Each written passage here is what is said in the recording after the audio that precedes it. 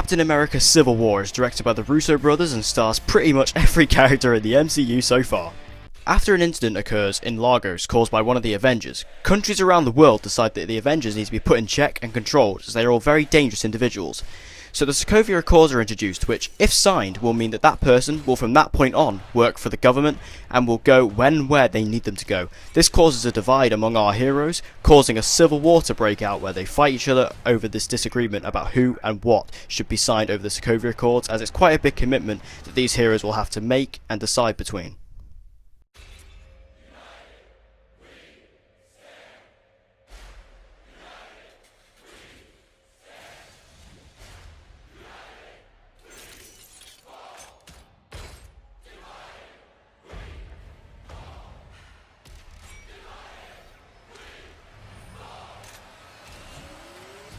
You chose the wrong side.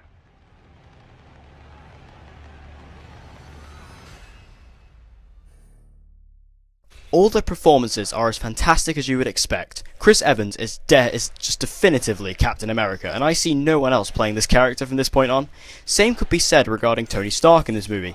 This is my favourite Robert Downey Jr. performance in the MCU.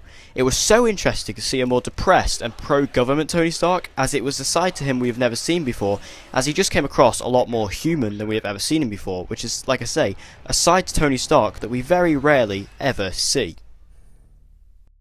The new characters introduced were all exciting too. Let's start with Chadwick Boseman as T'Challa, aka the Black Panther. The new King of Wakanda is in this movie and he was such a cool character.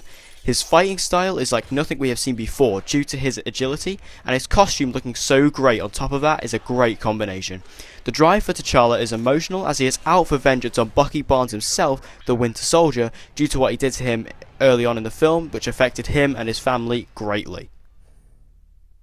The true standout, however, is Tom Holland as Spider-Man. This guy is the best on-screen Spider-Man we have ever had. As Peter Parker, he is socially awkward and scared in an innocent fashion, which is on point. Then as Spider-Man, he is agile and beautiful to watch on screen, plus he cracks jokes during battle, which is exactly what we want from Spider-Man. We got a little bit of that with Andrew Garfield in the Amazing Spider-Man films, but not to the level that Tom Holland delivers, and that is something incredibly refreshing for the on-screen character. All of the action in this movie is stellar. The Russo brothers really understand how to film comic book style action. They are able to capture the fun of the genre, but still not forgetting the seriousness of the action and the situation surrounding it, as this movie is a very serious one. However, the Russo brothers know what they're doing, and that really shows in the action scenes, as you get to see how well they are done, how well they are planned, and how well they are executed when it all comes together on screen, especially with the airport battle, which I'll talk about next.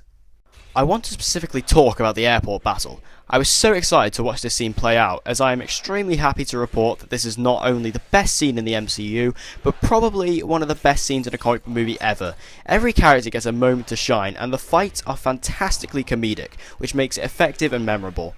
The true scale of this fight is what makes it exciting, especially when involving all of these characters, and one in particular who I shall not spoil here, because it is something you need to experience on your own when you watch the movie yourself.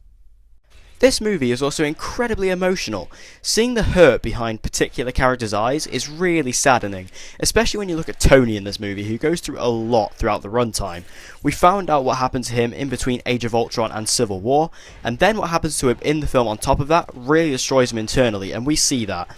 This is one of the many factors driving the Avengers apart throughout this film, and the way that Tony and Robert Downey Jr., to be fair to him, plays that role and portrays that is very well done. This is what the villain in this film truly does. He breaks the Avengers apart, which is interesting for the future of this universe, as we don't know how they're all going to come back together when it comes to fighting Thanos in Infinity War. This is one of the only villains who actually managed to succeed in his goal, which is something you can't say about Loki or Ultron. I actually thought Zemo was a great villain after watching it a few times, and he is definitely one of the best ones.